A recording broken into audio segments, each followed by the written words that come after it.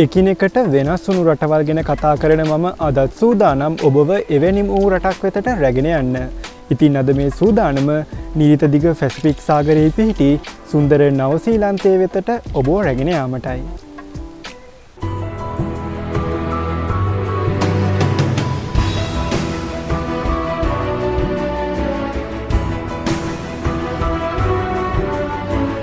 දූපත් රාජ්‍යයක් වන නවසීලන්තය උතුර සහ දකුණ වශයෙන් ප්‍රධාන දූපත් දෙකකින් සමන්විතයි. ඔවුන්ට ආසන්නයේ ටැස්මන් මුහුද, ඔස්ට්‍රේලියාව, ෆීජී සහ ටෝගා දූපත් පිහිටා තිබෙනවා. නවසීලන්තයේ අගනුවර වෙලින්ටන් නුවත් විශාලතම නගරය ඕක්ලන්ඩ්. නිල භාෂාව ඉංග්‍රීසි සහ මාෝරි. සමස්ත නවසීලන්ත ජනගහනයෙන් 67%ක් යුරෝපීය සම්භාවය සහිත අය වන අතර 19%ක් දේශීය මාෝරි ජනතාවගෙන් සැදුම් ගන්නවා. එමෙන්ම මෙහි වැඩිම දෙනා කිසිදු ආගමක් නොඅදහන අතර කතෝලික දහම අදහන ප්‍රමාණය සමස්තයෙන් 32%ක්. තවමත් බ්‍රිතාන්‍ය කිරුළට උරුමකම් කියන නවසීලන්තයට ඇත්තේ ඒකීය පාර්ලිමේන්තු ව්‍යවස්ථාමය රාජාණ්ඩුවක්. තුන්වන චාල්ස් රජතුමා එහි රාජ්‍ය නායකයයි. අගමැති ක්‍රිස්ටෝපර් ලක්සන්. සමස්ත නවසීලන්තය වර්ග කිලෝමීටර 2,63,310ක් විශාල වන අතර ඒ ලොව 75 වන තැන ගන්නවා. ජනගහනය 53,54,610ක්. ඒ ලොව 121 වන තැන ගන්නවා. ලොව 36 වන වැඩිම ඒක පුද්ගල ආදායම ද ඇති නවසීලන්තයේ මුදල් ඒකකය නවසීලන්ත ඩොලර්.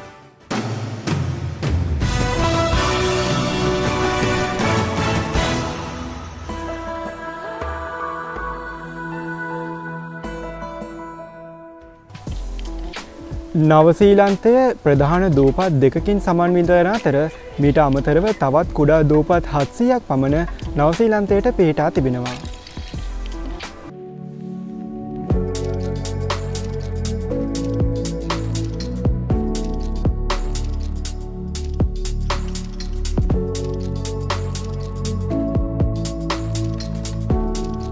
නවසීලන්තයේ ඕනෑම ස්ථානයක සිට පැයක් ඇතුළත මුහුදු වෙරළට ළඟා විය හැකි. ලොව වැඩිම බෑවුමක් සහිත මාර්ගය වන බෝල්ඩ්වින් වීදිය නවසීලන්තයේ දකුණු දූපතේ පිහිටා තිබෙනවා.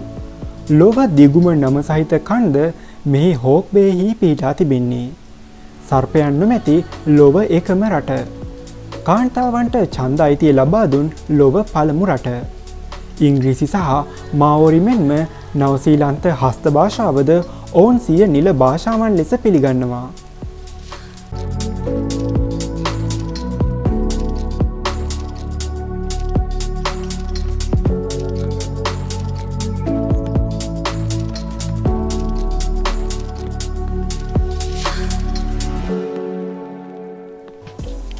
නවසීලන්තයේ දුටු පළමු යුරෝපීය ජාතිකයා වන්නේ ලන්දේසි ජාතික අබෙල් ටස්මන්. ඔහු විසින් මෙය ස්ටැටන් ලෑන්ඩ් ලෙස නම් කළ අතර ඔහු විශ්වාස කළේ ජේකබ් ලේ මයර් විසින් දකුණු ඇමරිකාවේදී දුටු ස්ටැටන් ලෑන්ඩ්හි කොටසක් බවටයි.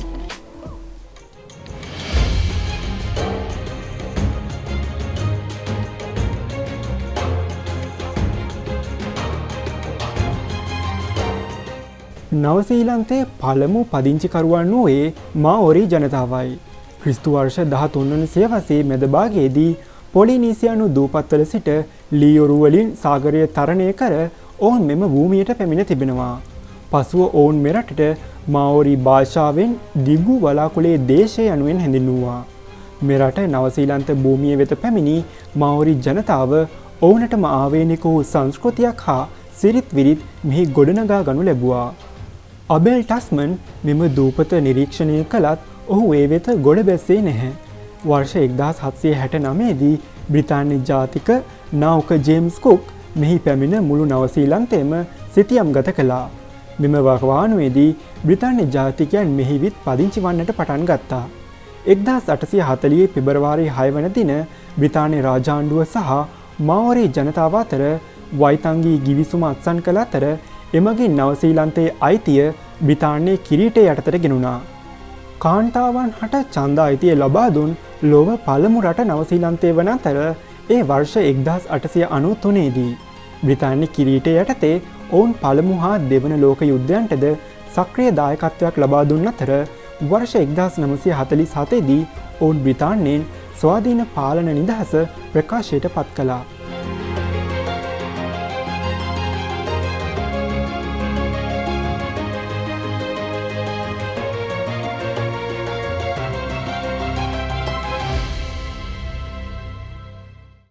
නවසීලන්තයට ඇත්තේ ඉතා පටු හා දිගු භූගෝලීය පිහිටීමක්. එහි උපරිම පළල කිලෝමීටර 400ක්. එමෙන්ම නවසීලන්තයට ආසන්නව පිහිටි ඔස්ට්‍රේලියාව හා ඔවුන්ගේ දුර අතර පරතරය කිලෝමීටර 610ක්.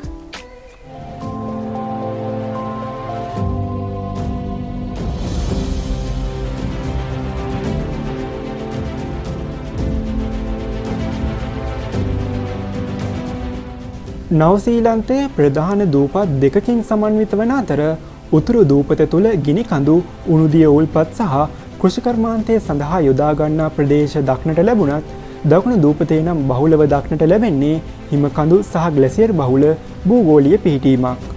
ස්වභාවික විවිධත්වයෙන් අනුවුණ පරිසරයක් නවසීලන්තයට තිබෙනවා. එමෙන්ම ලෝක ප්‍රකට Lord of the Rings වැනි සුප්‍රකට චිත්‍රපට සඳහාද පසුබිම වී ඇත්තේ නවසීලන්තය. නවසීලන්තයේ භූමිකම්පා හා ගිනිකඳු සක්‍රිය කලාපයක පිහිටා තිබෙනවා. දකුණු දූපත මෙදින් දිවෙන නවසීලන්තයේ කොඳු නාරටී බඳු ඇල්ප්ස් කඳු පන්තිය පිහිටා තිබෙනවා. මීටර 3724ක් උස මවුන්ට් කුක් නවසීලන්තයේ උසම කණ්ඩයි. වසර මිලියන ගණනක පටන් ලෝකයෙන් හුදකලාව පැවතුණු නිසා මෙහි ඇති පාරිසරික පද්ධතියද මෙයටම ආවේනිකයි. විශේෂයෙන්ම අසල්වැසි ඔස්ට්‍රේලියාව තුළ විස සහිත සතුන් හා උරගයන් දක්නට ලැබුණත් මෙහි කිසිදු එම ආකාරයේ සතුන් දැක ගැනීමට ලැබෙන්නේ නැහැ. නවසීලන්ත රජය පරිසරය ආරක්ෂා කිරීම සම්බන්ධව ඉතා තද නීති රීති පනවා තිබෙන අතර එය ලොව පිරිසිදුම ස්වභාව සෞන්දර්යයක් ඇති රටක් ලෙසයි සැලකෙන්නේ.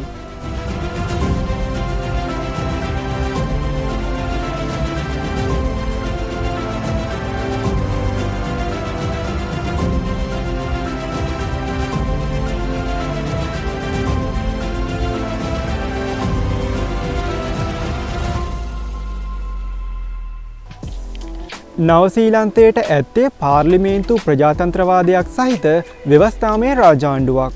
ඔවුන් තවමත් බ්‍රිතාන්‍ය කිරීටයට වග කියන රටක් නිසා ඔවුන්ගේ රාජ්‍ය නායකයා ලෙස පිළිගැනෙන්නේ තුන්වන චාල්ස් රජතුමායි.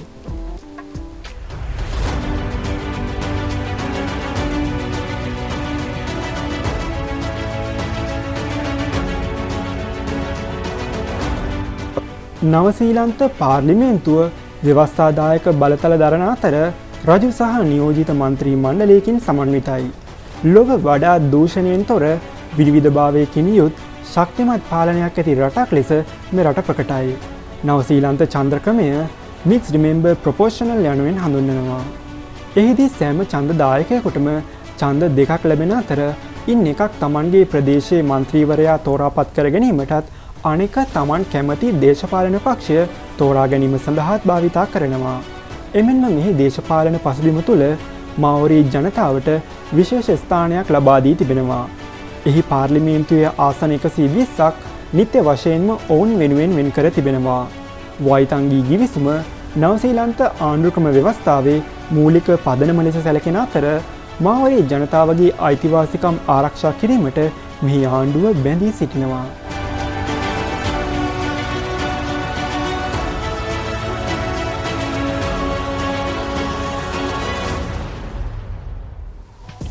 නවසීලන්තයට දියුණු වෙළඳපොළ ආර්ථිකයක් ඇති අතර 2022දී ඒ ලොව 16 වන තැනට පත් වුණා. එමෙන්ම නවසීලන්තය පළමු ලෝකයේ දියුණු රටක් ලෙස පිළිගැනෙන අතර මානව සංවර්ධන දර්ශකයේද ඔවුන් ඉතා ඉදිරියෙන් සිටිනවා.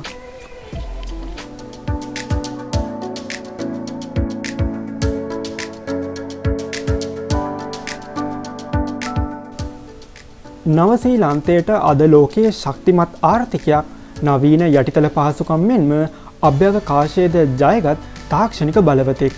නවසීලන්ත ආර්ථිකයේ ප්‍රධාන ආර්ථික ප්‍රවාහය වන්නේ කෘෂිකර්මාන්තයයි. ලොව විශාලතම කිරි නිෂ්පාදන අපනයනකරුවා වන්නේ නවසීලන්තයයි. ඔවුන්ගේ ෆොන්ටෙරා සමාගම සමස්ත ලෝකයේම කිරි වෙළඳපොළ පාලනය කරනවා. කිවි පළතුරු, මස්, ඇපල් සහ පදම් කළ දැව ඔවුන්ගේ ප්‍රධාන අපනයනයන් වනවා. නවසීලන්තයේ බලශක්ති අවශ්‍යතාවෙන් 80%ක්ම නිපදවා ගන්නේ ජල විදුලිය, සුළං සහ භූතාපය වැනි පුනර්ජනනීය බලශක්තියින් භාවිතයෙන්. නවසීලන්තයේ මහා මාර්ග ජාලය කිලෝමීටර 94,000ක් පමණ ආවරණය කරනවා.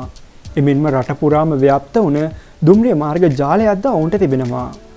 නවසීලන්තය තුළ ජාත්‍යන්තර ගුවන් තොටුපළවල් 4ක් ඇති අතර ඒවා ඕක්ලන්ඩ්, ක්‍රයිස්ට්චර්ච්, ක්වීන්ස්ටවුන් හා වෙලිංටන් ප්‍රධාන නගර මූලික කරගනිමින් පිහිටා තිබෙනවා.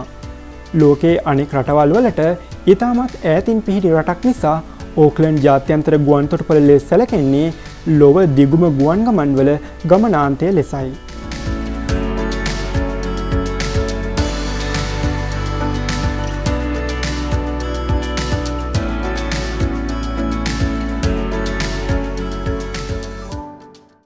එකිනෙකට වෙනස් වුණු රටවල් ගැන කතා කරන මම අද ඔබ රැගෙන ගිය සුන්දර නවසීලන්තය වෙතටයි.